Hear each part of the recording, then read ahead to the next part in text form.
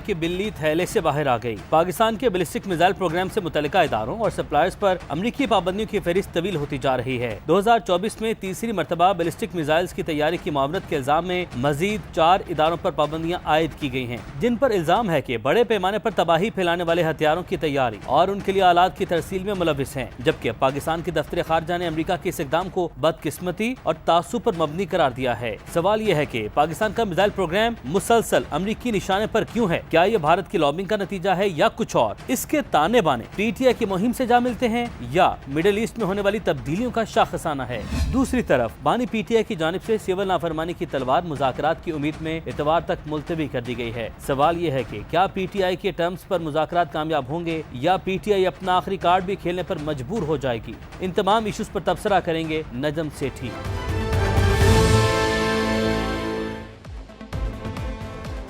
अस्सलाम वालेकुम। सेठी से सवाल के साथ मैं हूं सैयदा आयशा नाज, मेरे साथ मौजूद है नजम सेठी साहब। अस्सलाम वालेकुम। सेठ साहब, रिवायती तौर पर हम सियासी सरगर्मियों से आगाज़ करते हैं अपने प्रोग्राम का और आप तंग आ जाते हैं, तो हमने सोचा बानी PTI ने भी मुअख्खर कर दिया सिविल नाफरमानी की तहरीक। ये डयाला जेल पहुंचा देते हैं। बानी शानी बंद करें ना, आप इमरान खान का करें। इमरान खान साहब ने मुअख्खर कर दी है सिविल नाफरमानी की तहरीक या ऐलान। उन्होंने वक्त दिया है मुज़ाकरात को और मुतालबात के सिलसिले में उन्होंने हुकूमत को थोड़ी मोहलत दी है कि आप आएँ और हमें कन्विंस करें कि हमारे मुतालबात क्यों जायज़ नहीं है या हमारे मुतालबात माने। आपको याद होगा पिछले प्रोग्राम मैंने कहा था मुलतवी कर देंगे। अरे तो अभी प्रेडिक्शन चला दें या उस मौजू की तरफ जाएं? तो पता सबको। हाँ, ये बात आपने कही थी, बिल्कुल याद है जब मैंने आपसे पूछा था कि क्या बनेगा।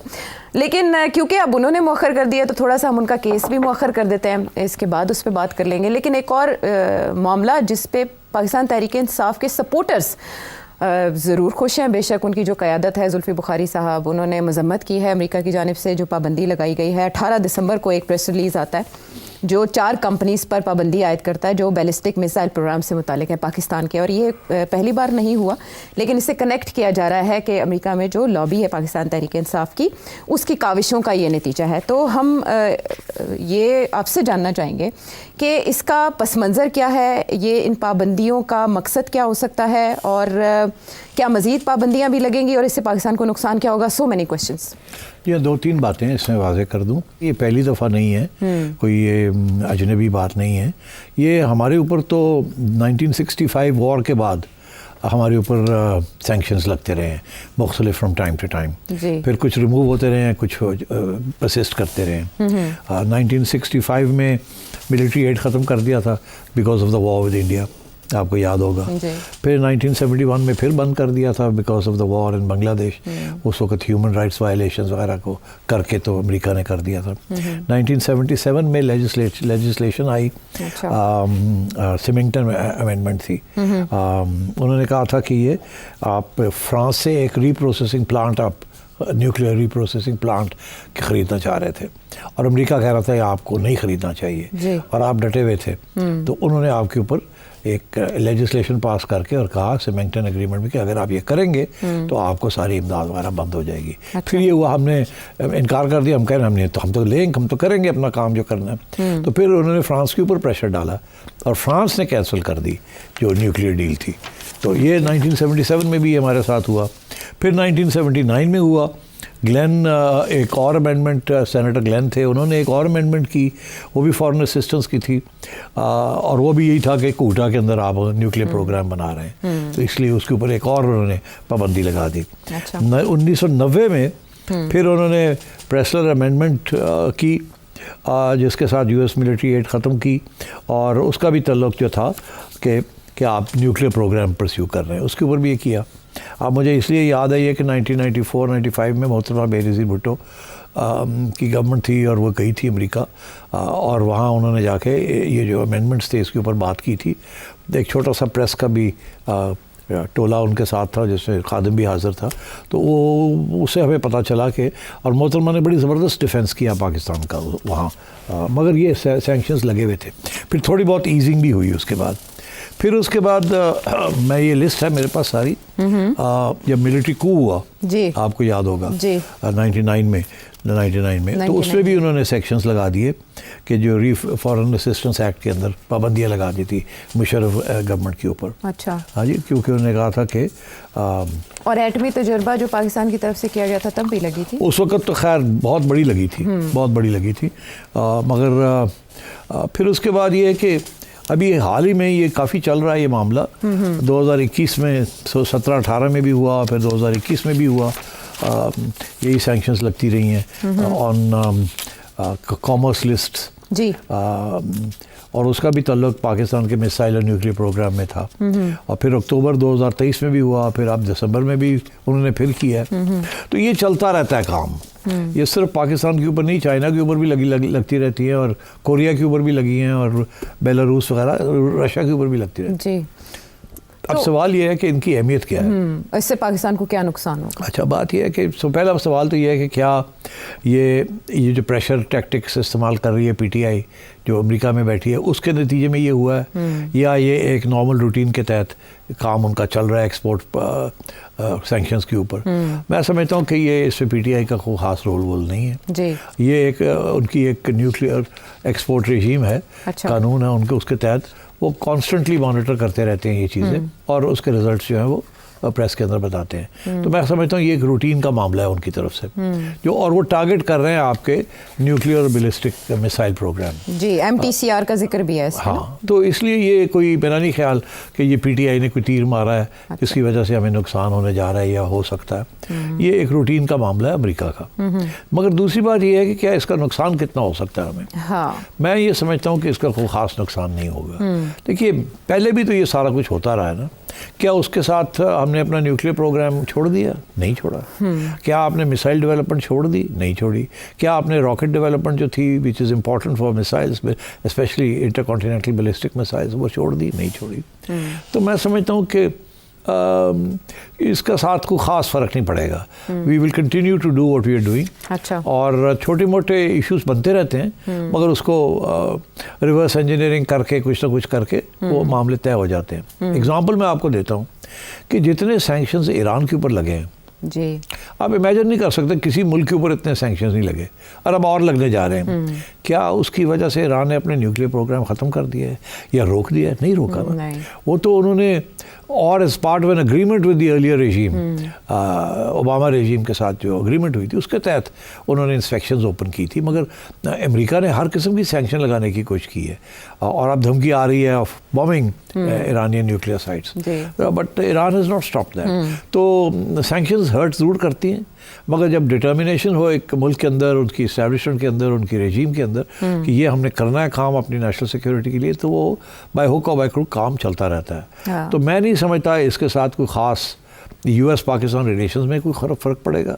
ये नहीं कि इसके साथ हम इतने नाराज़ हो जाएंगे कि हम उनसे ये कर देंगे वो कर देंगे, या वो इसके बाद हमें ये करेंगे और वो करेंगे। मैं नहीं समझता कि वो स्टेज है ये। अच्छा। ना ही मैं समझता हूँ इसके साथ हमारा जो बैलिस्टिक मिसाइल प्रोग्राम है वो असरअंदाज होगा। हाँ, लेकिन फॉरेन ऑफिस ने तो रिजर्वेशंस का इजहार किया है, और ये तजियाकार भी कह रहे हैं कि जो इंडिया के जवाब में टेक्नोलॉजी बनाई गई है उस पर इस तरह की पाबंदियाँ दोहरे मयार को जाहिर करती हैं और इसके ख़तरनाक नताइज हो सकते हैं खित्ते में तवाज़ुन को।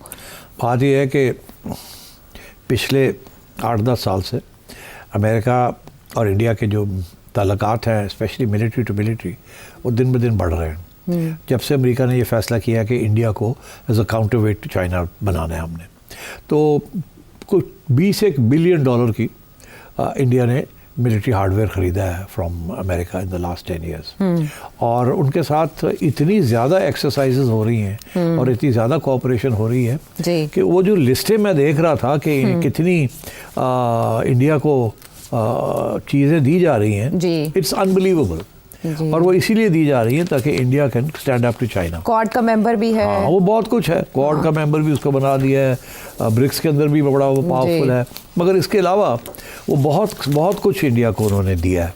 एंड वो लिस्टें किसी वक्त चाहे तो हम बता सकते हैं, but I don't think we need to go into detail. जी, इंडिया के साथ बहुत रिलैक्सेशन है ऑन एक्सपोर्ट्स। जितनी टाइट किया जा रहा है पाकिस्तान को, उतना ही उसके ऑपोजिट इंडिया के साथ बहुत रिलैक्स्ड रेजीम है। उसकी वजह सिंपली यही है कि इंडिया को अमेरिका एक प्रैक्टिकल अग्रेसिव एलाई बनाना चाहता है अगेंस्ट चाइना।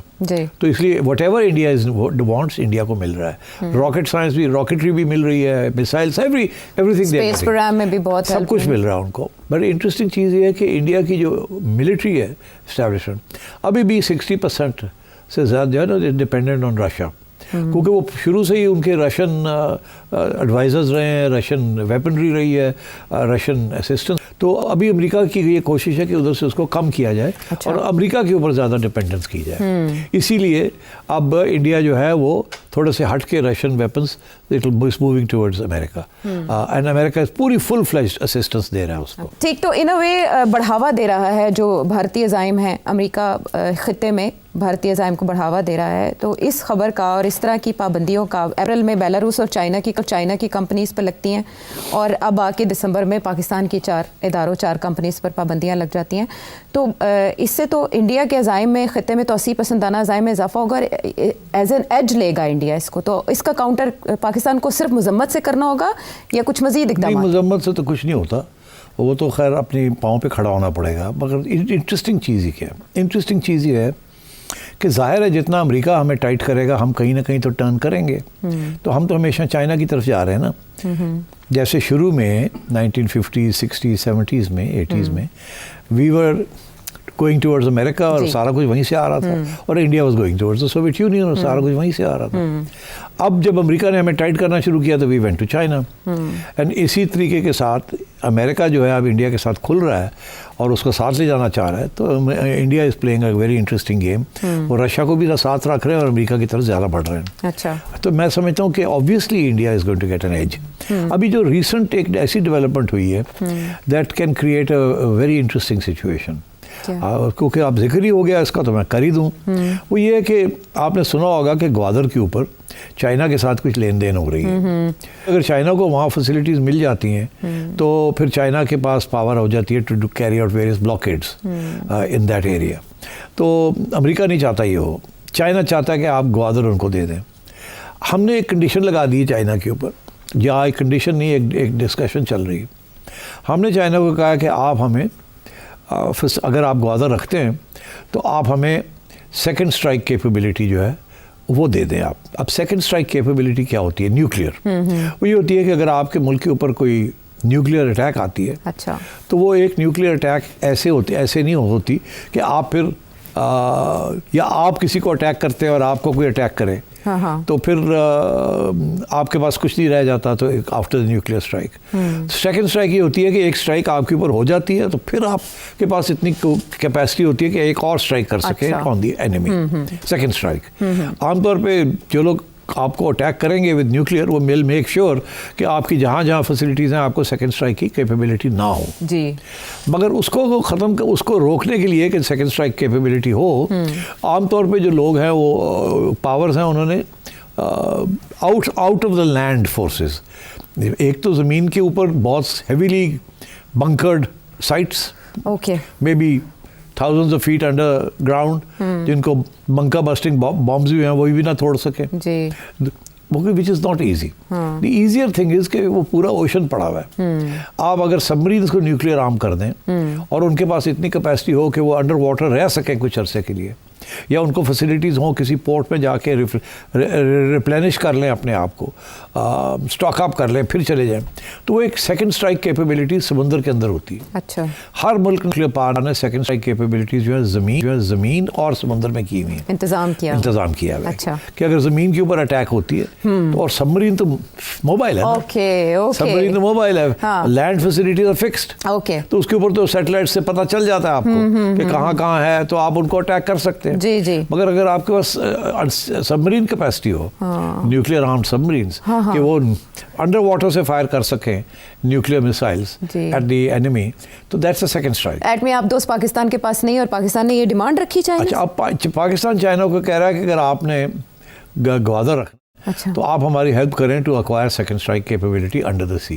अच्छा, वी हैव सबमरीन्स, ऐसी बात नहीं है we don't have submarines, but उसके लिए और भी कोई रिक्वायरमेंट्स होती है, एंड उसके लिए चाइनीज़ हेल्प की ज़रूरत है इनको। To have a second strike under the sea capacity. मेरा ख्याल है लैंड में तो है इनके पास कि अगर कोई ट्राई भी करे कि before they can destroy all the facilities we have the capacity to strike. जी ये है। बट अगर you know under the sea वाली जो चीज़ है ना वो is a very interesting development. अच्छा, अब चाइना का प्रॉब्लम यह है कि China is a signatory to the non proliferation regime. अच्छा, चाइना ने इंटरनेशनल ट्रीटी साइन की हुई है कि हम किसी की हेल्प नहीं करेंगे टू प्रोलिफरेट। प्रोलिफरेट का मतलब है अपने न्यूक्लियर आर्सेनल को बढ़ाना।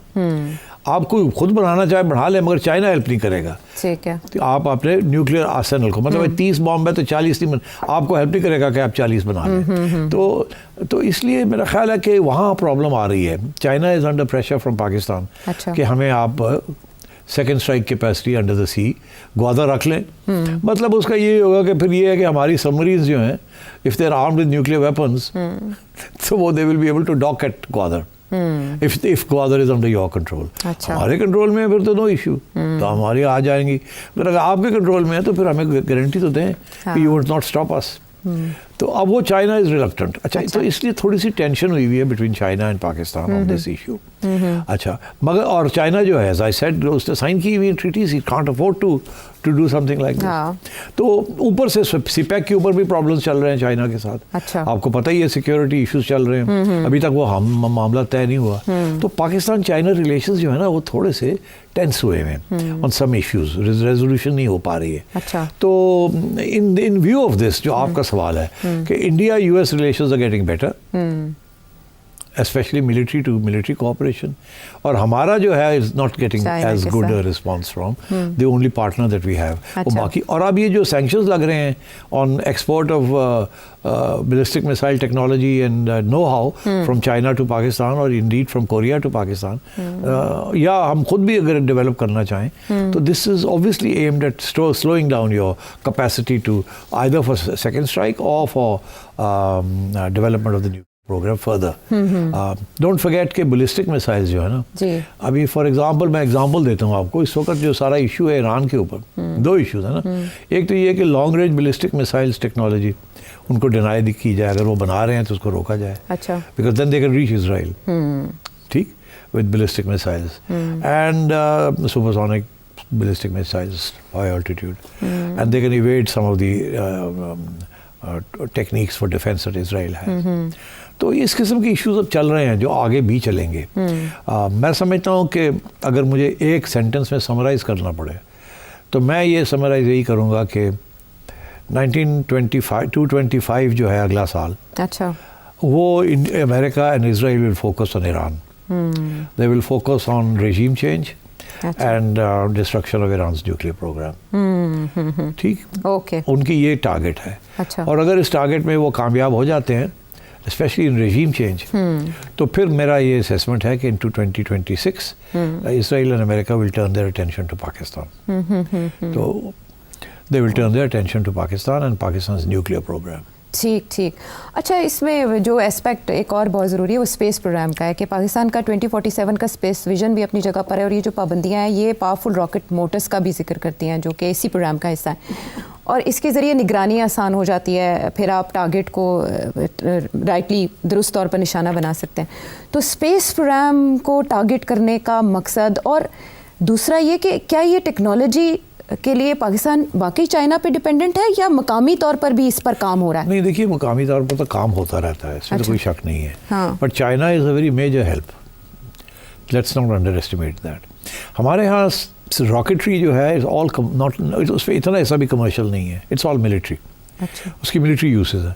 वेयर एज इन अमेरिका जो सारी रॉकेट साइंस है और जो रॉकेटरी की डेवलपमेंट है वो even when it is used for military purposes वो private contractors like Elon Musk वगैरह को वो देते हैं, और वो उसमें से कमर्शियल टेक्नोलॉजी निकालते हैं, कमर्शियल यूज़ निकालते हैं। अब फॉर एग्जांपल इलॉन मस्क की rocketry program, one of the main reasons he supporting Donald Trump is because वो कह रहा है कि कोई 100 बिलियन का मुझे सब्सिडी दें मेरी rocket, because at the end of the day वो रॉकेट्स जो हैं वो जो सैटेलाइट्स पे चलते हैं, जिसको रॉकेट्स के साथ सैटेलाइट्स चलते हैं ना, तो he has thousands of satellites up there. तो वो सैटेलाइट्स कमर्शियल यूज़ है, but they also provide military access to the United States, और उनकी ड्यूअल यूज़ है।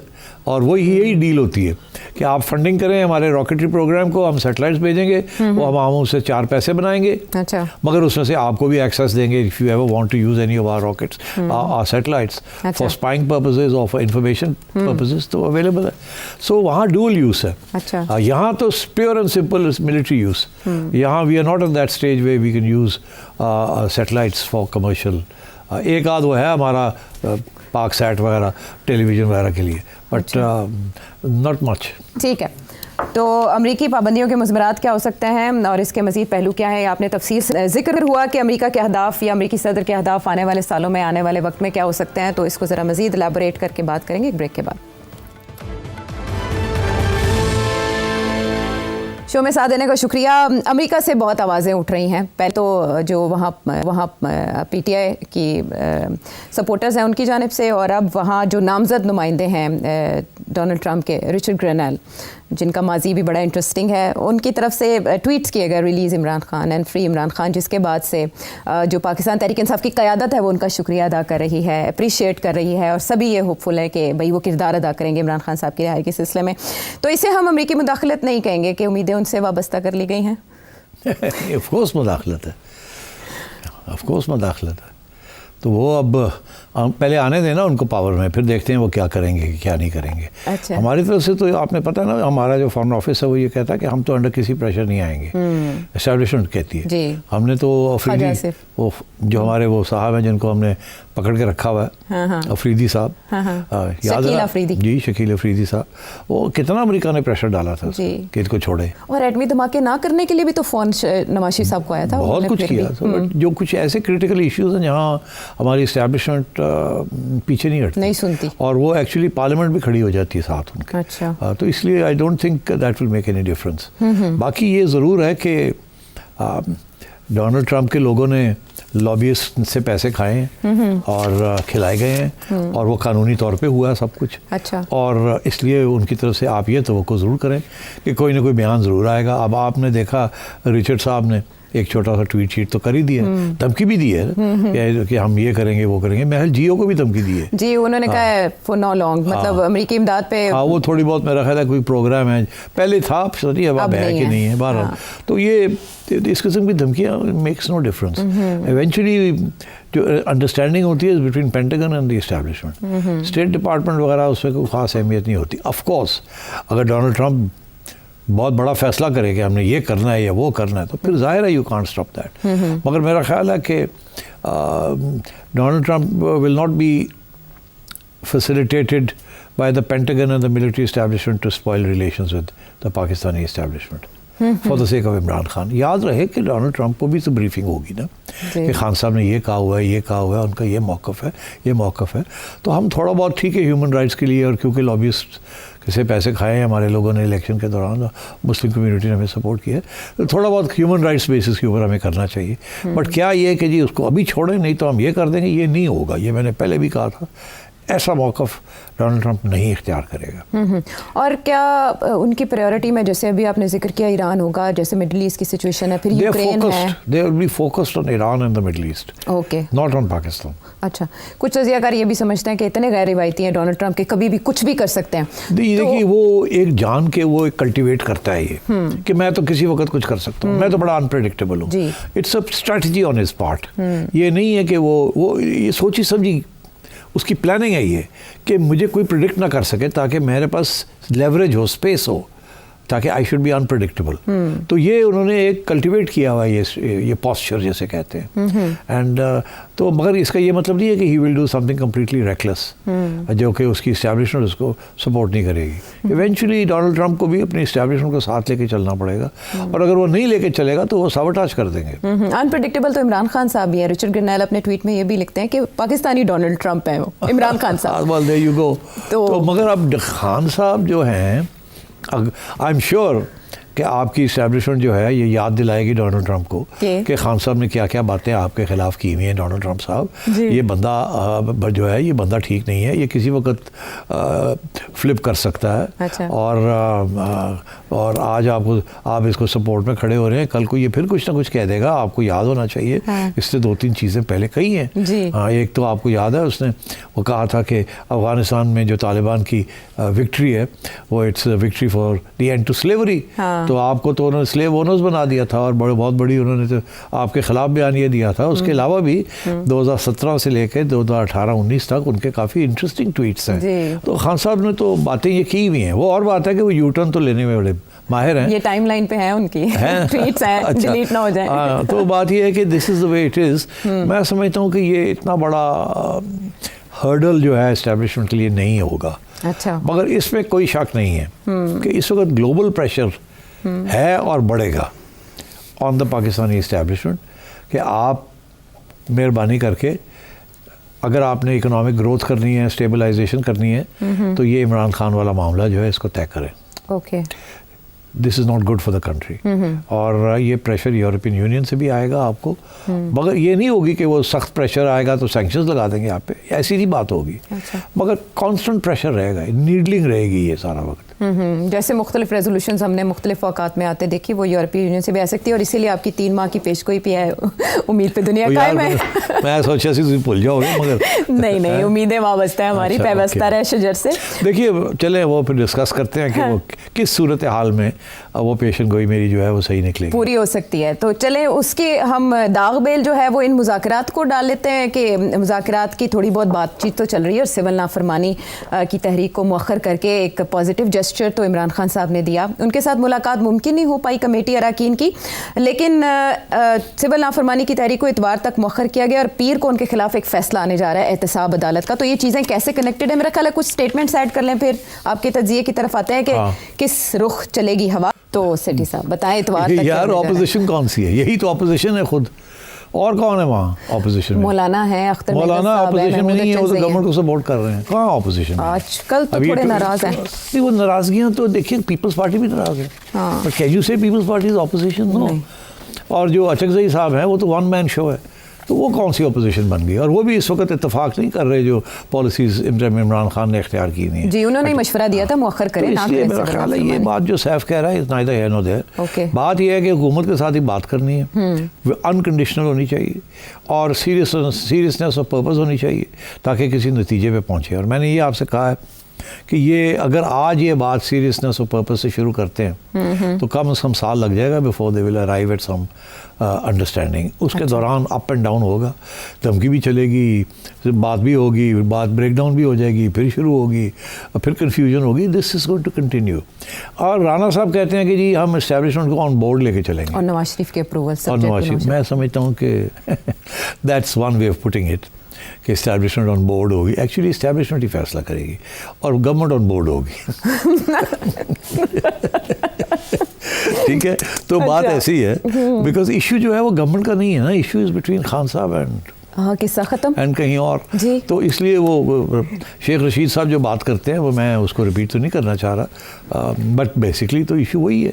और establishment will stand with their leader, ठीक जैसे पीटीआई की party standing with their leader. तो बाकी हमारी गवर्नमेंट जो है neither here nor there, there at वो तो किसी की इजाज़त के साथ आए हैं, उनकी इजाज़त के साथ जा भी सकते हैं, मगर वो सिचुएशन नहीं है अभी किसी सूरत में भी। नज़र नहीं आ रही मुझे ये गवर्नमेंट हिल रही है या कुछ हो रहा है। और इस्टेब्लिशमेंट का जो मौक़िफ़ है रिगार्डिंग इमरान खान वो ये है कि कोई ऐसी सोल्यूशन ढूंढी जाए जिसके अंदर दोनों का फेस सेविंग हो जाए और ये कि आगे गारंटीज़ हों कि खान साहब वो हरकतें नहीं करेंगे जो करते रहे हैं। तो खान साहब तो इस वक्त किसी किस्म की गारंटी देने के लिए तैयार नहीं है, तो वक्त लगता है before you come to that stage. इसलिए मैं कह रहा हूँ कि आज अगर मुज़ाकरात शुरू होते हैं इन सीरियसनेस तो break down start again, break down start again. साथ साथ क्या होगा, खान साहब अपनी धमकियाँ देते रहेंगे, छोटे मोटे मूवमेंट्स भी चलाएंगे, छोटी मोटी कैंपेन्स भी चलेंगी, बॉयकॉट करो, ये करो, वो करो। उधर से केसेस भी चलते रहेंगे, 1-2 कन्विक्शंस और हो जाएंगी। अब 23 को एक होने जा रही है ना कन्विक्शन, और बिल्कुल हो जाएगी वो। तो क्या इसका ये मतलब है वो कन्विक्शन हो जाएगी तो क्या मुज़ाकरात जिसकी बात कर रहे हैं खान साहब फिर पीछे हट जाएंगे? नहीं, ये सब तैयार है, इन्हें पता ही ये होने जा रहा है, उसके बावजूद ये कहते हैं कि हमने बात करनी है। पार्टी ने खान साहब को एक बात कह दी है कि आपने जो पॉलिसी एंटी एस्टैब्लिशमेंट की ली हुई है ये काउंटर प्रोडक्टिव है, हम आपके साथ नहीं खड़े हो सकते जिस किस्म की चीज़ें आप हमें कह रहे हैं करने को। जी, ये मैं आपको बता रहा हूँ। पार्टी के अंदर कोई बंदा नहीं है जिससे एक्सेप्ट फॉर बुशरा बीबी। जी जी। बुशरा बीबी हार्ड लाइन लिए हुए इस वक्त, मेरा ख्याल है वो इसीलिए बिकॉज शी थिंक्स कि that's what Imran wants to hear. But मैं समझता हूँ she will also change her mind and वो भी किसी न किसी स्टेज पे इमरान को यही एडवाइस, कुछ मुख्तलिफ एडवाइस देंगी। अच्छा, ये भी मेरी नोट कर लीजिएगा। Final nail. हाँ, बुशरा बीबी भी खान साहब को टर्न करेंगी। अच्छा। वक्त आएगा वो टर्न करेंगी उनको। ओके। और जब वो करेंगी तो खान साहब टर्न हो जाएंगे। तो वो कब आएगा, we have to wait and see, but I think it's on the cards. अच्छा, तो इसलिए मैंने ये पेशन गोई की थी कि 3 महीने के अंदर अंदर खान साहब को कोई रिलीफ मिल सकती है। तो अगर वो 3 का 4 हो सकता है, 2 हो सकता है, that is neither here nor there. But in principle मेरा ख्याल है कि देयर इज़ कोशिश ये है कि खान साहब को कुछ थोड़ी सी रिलीफ दी जाए, मगर फिर उनको उस पाथ पे लाया जाए जिस पाथ के आगे जाके सोल्यूशन निकलती है कोई। अच्छा, ना ये नहीं कि या हम हैं या तुम हो, ये नहीं हो सकता। Okay okay. और कुछ गारंटीज उन्हें देनी पड़ेंगी, और यही बात इरफान सिद्दीकी साहब भी कर रहे हैं कि हमसे मुज़ाकरात से पहले खान साहब से मुज़ाकरात की ज़रूरत है, कि बाहर जो पीटीआई की क़यादत मौजूद है वो अगर कुछ सेटल भी कर लेगी तो वो जाएगी जेल और वो सब कुछ वापस हो जाएगा। तो इमरान खान साहब कैसे गारंटी देंगे क्या वो नहीं मुकरेंगे? मेरा ख्याल है वो पहली स्टेज यही आएगी कि कोई ना कोई बातचीत के ज़रिए खान साहब की कोई बेले शले हो जाएंगी। अगर अब कन्विक्शन हो जाती है जी 23 तारीख को, 190 मिलियन, तो फिर तो कॉन्विक्ट हो गए ना जी। तो फिर तो वो केस में फंस गए। फिर तो बेल भी अगर होगी तो वो नहीं निकल सकते जी। किसी और केस में बेल हो जाती। ये और बात है कि ये फिर जजमेंट जो है हाई कोर्ट में जाएगी, वहाँ जजमेंट को सस्पेंड किया जा सकता है और तो वहाँ बेल भी हो सकती है। फिर बात यह है कि अब अदालतें उस किस्म की आज़ाद नहीं है जिस किस्म की आज़ाद इमरान खान के ज़माने में थी उनके हक में। उनके हक में जाहिर है वो आज़ादी तो यही होती है किसके हक में आप अपनी आज़ाद अपनी हैं। इंटरप्रिटेशन हाँ, तो आज़ाद तो कोई ऐसी चीज़ नहीं है जैसे खान साहब कहते हैं ना न्यूट्रल कोई चीज़ नहीं है, तो आज़ादी भी कोई चीज़ नहीं है। मेरी आज़ादी यहाँ तक है, उसके बाद आपकी आज़ादी शुरू हो जाती है, अपनी अपनी आज़ादी, अपनी अपनी आज़ादी। तो यहाँ भी वही सूरत हाल है कि आजकल जुडिशरी की आज़ादी जो है वो खान साहब के हक में नहीं है किसी और के हक में थोड़ी सी जा रही है। तो इसलिए मैं समझता हूँ कि जब इशारा आएगा कि थोड़ी रिलीफ देनी है खान साहब को, टेम्प्रेरी रिलीफ ताकि बात आगे बढ़े, तो वो भी हो सकता है। तो इस मुल्क में हर चीज़ पॉसिबल है। तो ब्रेक थ्रू अगर मुज़ाकरात में ना हुआ तो काम ऐसे ही चलेगा। तो बात यह है कि खान साहब कब तक ये धमकियां देंगे? सिविल नाफरमानी की तरीका, सिविल नाफरमानी अगर की तो फेल होगी तो फिर उसके बाद क्या करेंगे? अब तो धरने के लिए तो कोई नहीं निकलेगा। अच्छा, नहीं निकलेगा ना।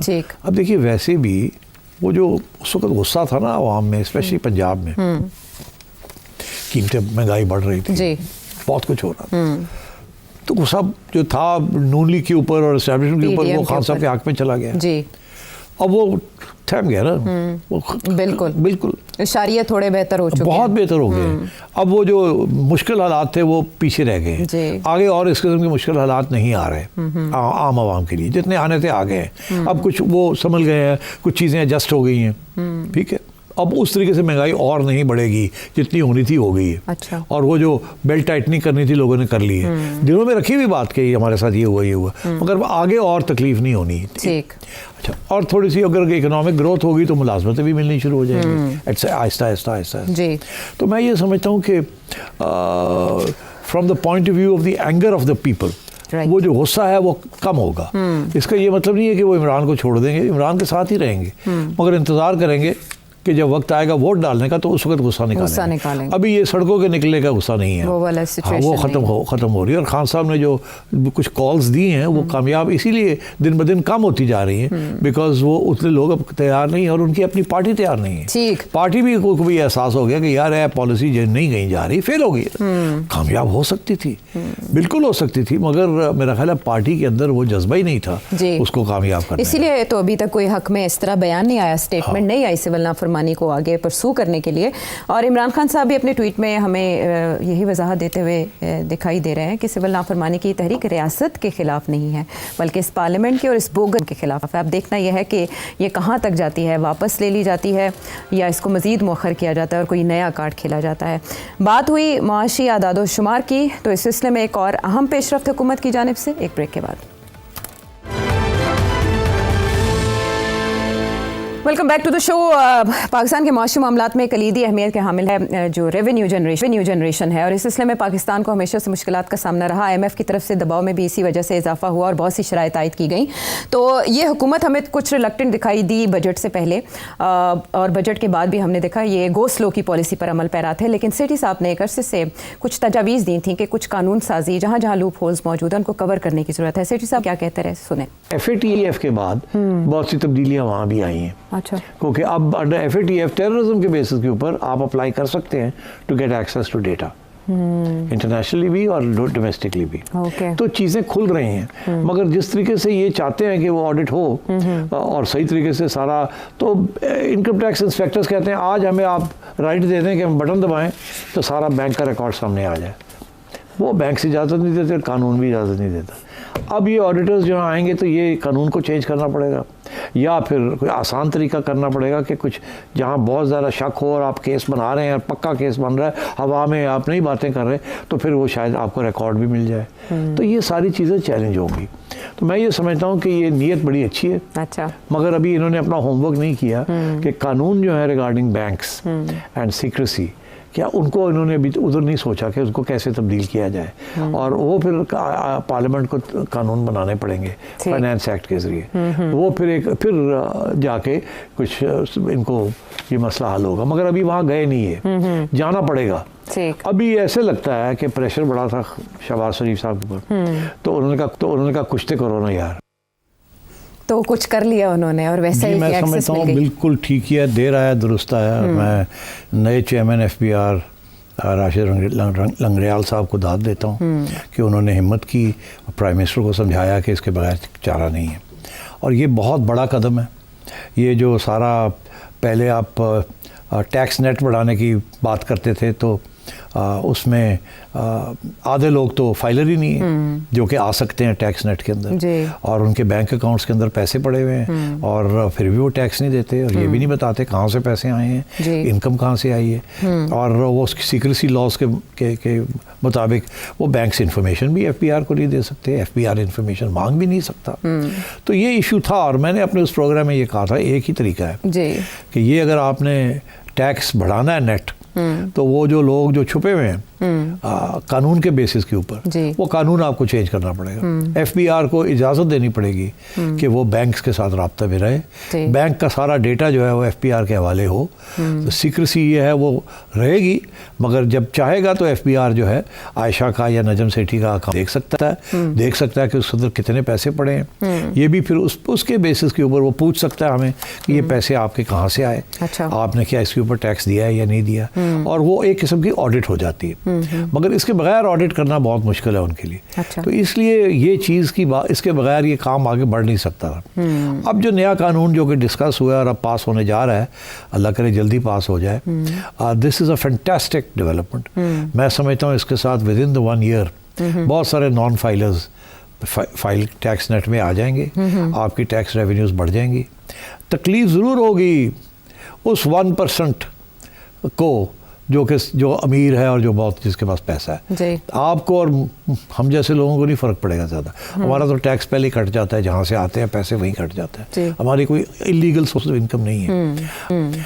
मगर बड़े ज़मींदारों की, बड़े इंडस्ट्रियलिस्ट की, बड़े दुकानदारों की, ताजरों की प्रोफेशनल लोगों की जो कैश में पैसे लेते हैं, कच्चे में वकला आज़ाद हो गए, या उसकी डॉक्यूमेंटेशन की तरफ भी कोई काम हो रहा है, तो वो जाहिर है नहीं, वो तो फिर करना पड़ेगा ना। जब फाइलर बन गए तो फिर आपको पकड़ लिया कि आपके पास पैसे हैं तो आपने फाइल नहीं किया, अब तो रोक दिया ना, गाड़ी भी नहीं खरीद सकेंगे आप, आपका पासवर्ड भी एक्सटेंड नहीं होगा, आपको बाहर जाने की इजाज़त नहीं होगी। तो ये जब ये होगा तो उसके बाद तो फिर आपको बनना पड़ेगा ना फाइल, आपने टैक्स रिटर्न देनी पड़ेगी। जब आप टैक्स रिटर्न देंगे तो फिर बैंक का डेटा भी सब मिल जाएगा FBR को, तो FBR चेक करेगा कि आपकी रिटर्न सही है या गलत है। तो मैं समझता हूँ विद इन अ ईयर बहुत फ़र्क पड़ जाएगा। This is a major revolutionary कदम, और मैं कहता हूँ ये 70 साल के बाद ही आया है। हर मुल्क के अंदर टैक्स रेजीम बहुत इंपॉर्टेंट होती है। एक ज़माने में तो, पुराने ज़माने में तो ये कहा जाता था नो रिप्रेजेंटेशन विदाउट टैक्सेशन, मतलब अगर आप टैक्स नहीं देते तो आपको वोट नहीं मिलेगा, नुमाइंदगी नहीं मिल सकती।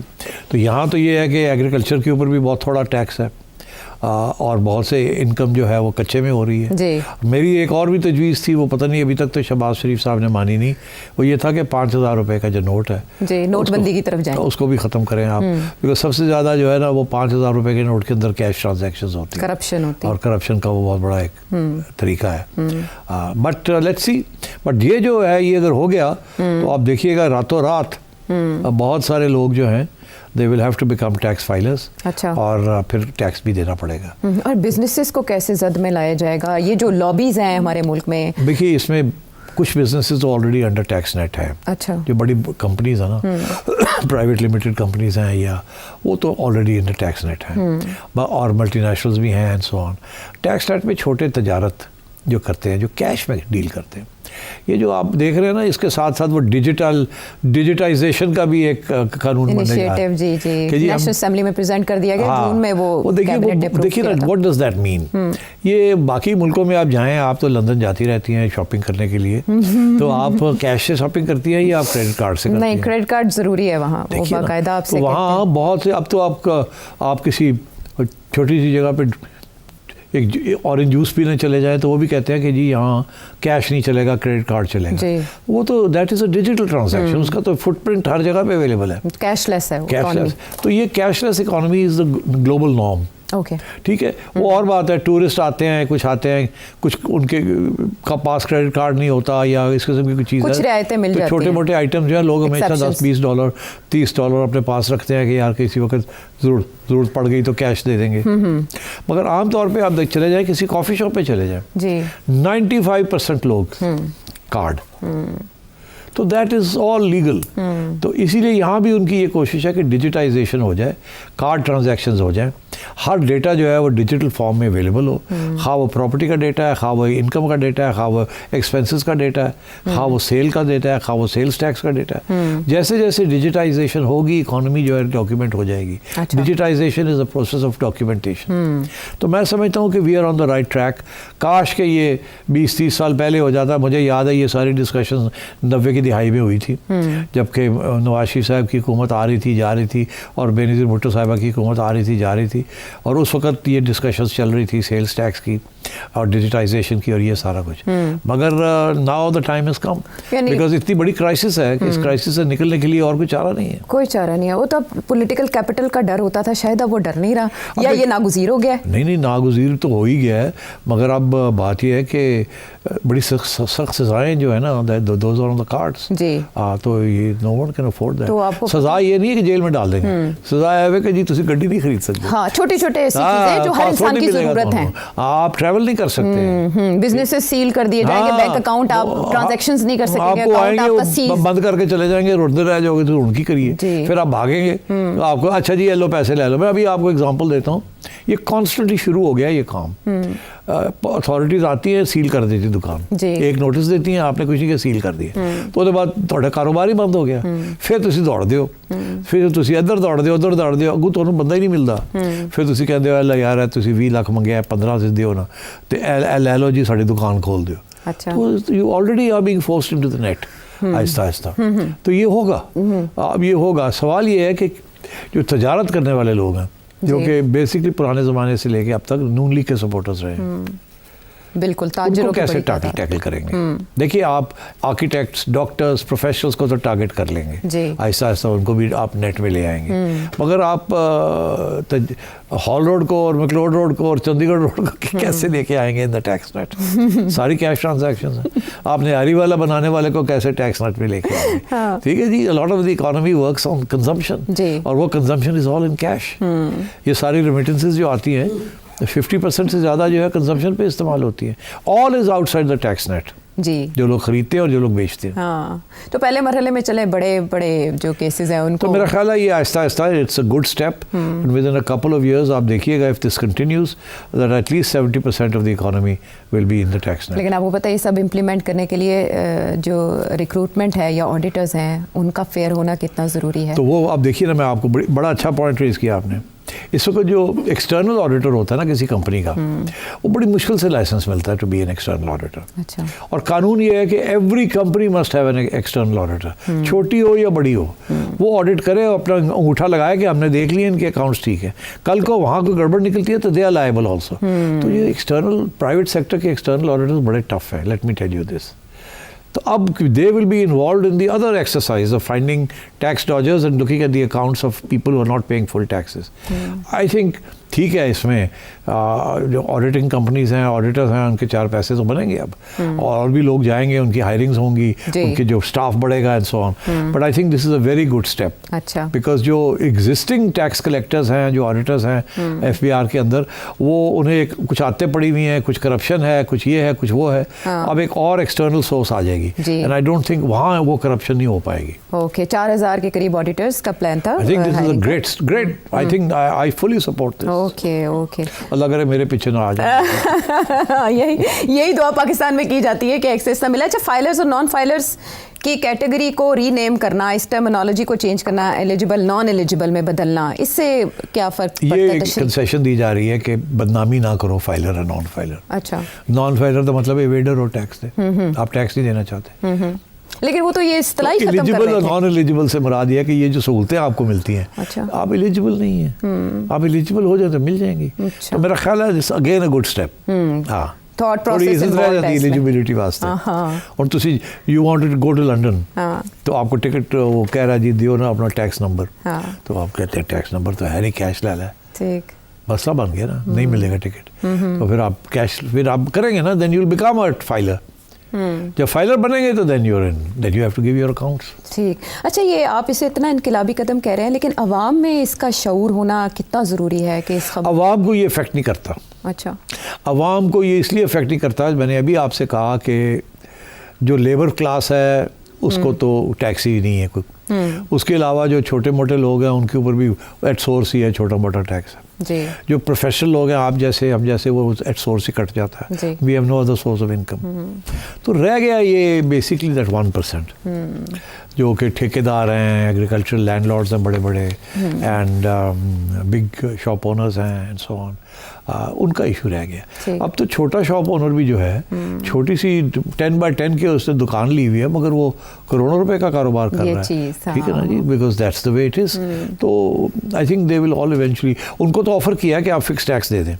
मैं समझता हूँ इमीडिएटली ये लोग बनेंगे फाइलर्स और फिक्स टैक्स की तरफ जाएंगे। बेचारी जान छोड़ो, चलो तुम 20,000 रुपये महीना ले लिया करो, आप कर ले 10 स्क्वायर फुट की जगह या 100 स्क्वायर फुट की जगह, तो आप रेट लगा दें पर स्क्वायर फुट, इस एरिया के अंदर इतना किराया है या इतना, तो ये एक फॉर्मूला बन सकता है इसके ऊपर। आई think they will go for it. Okay, ठीक है। यानी राशिद महमूद लंगड़ियाल साहब के जो तजावीज़ हैं और उसके बाद ये जो फैंटास्टिक, इसमें full credit to Rashid Langrial and also full credit to Shehbaz Sharif and to the establishment for backing Shehbaz Sharif. Okay, and finance minister as well. And finance minister जाहिर है मैं तो पहले दिन से लाया ही इसलिए जी कि औरंगजेब साहब जो है ना वो टफ लाइन लेंगे, and he is doing a great job. हाँ, he got the job done. और 1 साल के अंदर अंदर इसके नताइज देखना होंगे कि आज तक जो छलनी से बचे हैं इस इनकम टैक्स लॉ की, वो आइंदा के लिए बचना पाएँ तो इसके रिजल्ट जो हैं वो भी काबिले दीद होंगे। जैसे ये इकदाम 70 साल के बाद सिटी साहब के बकौल काबिले दाद है। आपको कोई सवाल हो तो इस नंबर पर भेजें। अगले प्रोग्राम तक के लिए इजाज़त दें।